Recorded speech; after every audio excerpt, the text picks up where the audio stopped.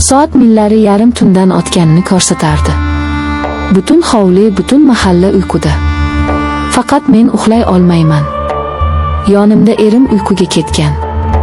Uning nafasi xonani allaqachon menga begona bo'lib ulgurgan sukunatini buzardi.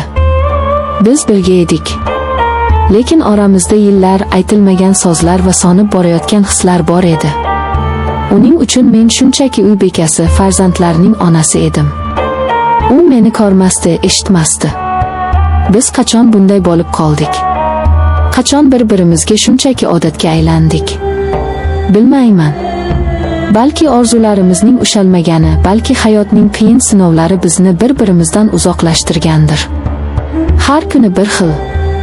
Uy yumushlari, bolalar tashvishi, kechqurun esa charchagan va gapirishga holi yo'q erim. Uning uchun eng muhimi qorni toq. Usti but bo'lsa bas. Mening ichimdagi bo'ronlar, mening ayollik istaklarim esa hech kimni qiziqtirmasdi. Qo'shni hovliga bir necha oy oldin bir yigit qochib keldi. Ismi Botir. U yolg'iz yashardi. Hovlilarimizni pastakkina devor ajratib turardi. Ba'zida hovlida ish qilayotganimda uning nigohini his qilardim. Uning qarashlarida men anchadan beri unutgan narsani, ayolga bo'lgan qiziqishni ko'rardim. U shunchaki qo'shniga emas, ayolga qarardi. Uning nigohlari mening vujudimni titratib yuborardi. Biz u bilan tasodifan tanishdik. Hovlimizdagi orik daraxtining bir shoxi uning hovlisiga otib ketgandi. Men pishib tikilgan oriklarni terayotganimda bir nechta orik uning hovlisiga tushdi. U chiqib oriklarni terib oldi va menga uzatdi. Assalomu alaykum, qo'shni. Oriklaringiz juda shirin ekan, dedi u tabassum bilan. Va alaykum assalom. Oling, olavering, dedim men ham hijolat bo'lib. Shu biz uchrashib qolganimizda gaplashadigan bo'ldik. Uning suhbatlari maroqli edi. U men bilan shunchaki havo haqida, bolalar haqida emas, mening qiziqishlarim, orzularim haqida gaplashardi. Uning yonida men yana o'zimni kimdir ekanimni his qila boshladim. Uning nigohlari ostida men yana ayol ekanimni esladim. Bir kuni kechqurun erim do'stlari bilan choyxonaga ketdi. Bolalarim uxlagan, uyda yolg'iz edim.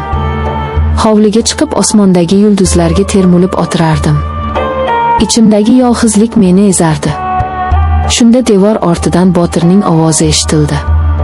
Yulduzlarni sanayapsizmi, qo'shni? Men cho'chib tushdim.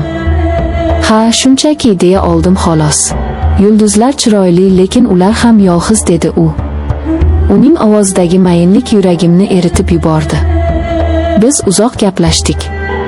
U o'z hayoti haqida, men esa o'zim haqimda gapirdim. O'sha kundan boshlab bizning munosabatlarimiz o'zgardi. Biz har kuni kechqurun, hamma uxlaganida devor yonida uchrashadigan bo'ldik. Bu uchrashuvlar mening hayotimning mazmuniga aylandi. Men kun bo'yi shu lahzalarni kutib yashardim. Uning ovozini eshitish, uning nigohini his qilish men uchun baxt edi. Erim esa hech narsani sezmasdi. U o'z ishlari bilan band edi. Uning uchun mening borligim ham, yo'qligim ham bir edi.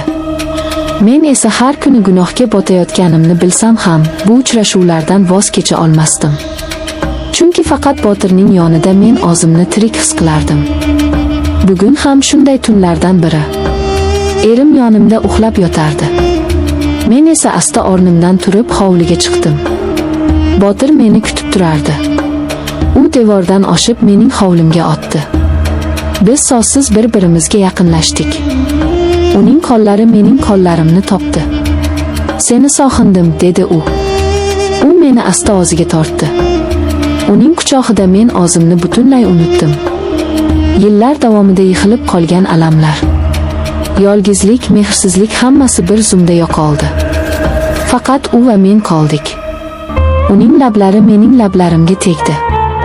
Bu bo'lsa shunchalik ehtirosli, mayin ediki, men butun vujudim bilan titrab ketdim.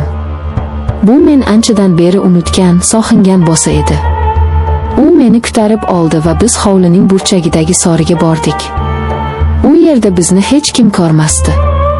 Men uning ko'zlariga qaradim. Uning ko'zlarida men o'z aksimni ko'rdim. Baxtli sevilgan ayolni. Qo'rqmayapsanmi? so'radi u. Qo'rqaman. Lekin sen bilan shu qo'rquv ham shirin, dedim men. Bu tun biz birga bo'ldik. Bu shunchaki jismoniy yaqinlik emasdi. Bu ikki yolg'iz qalbning birlashuvi edi. Biz bir-birimizga nafaqat tanamizni, balki qalbimizni ham ochdik. Uning har teginishi, har bosasi mening vujudimda olov yoqardi.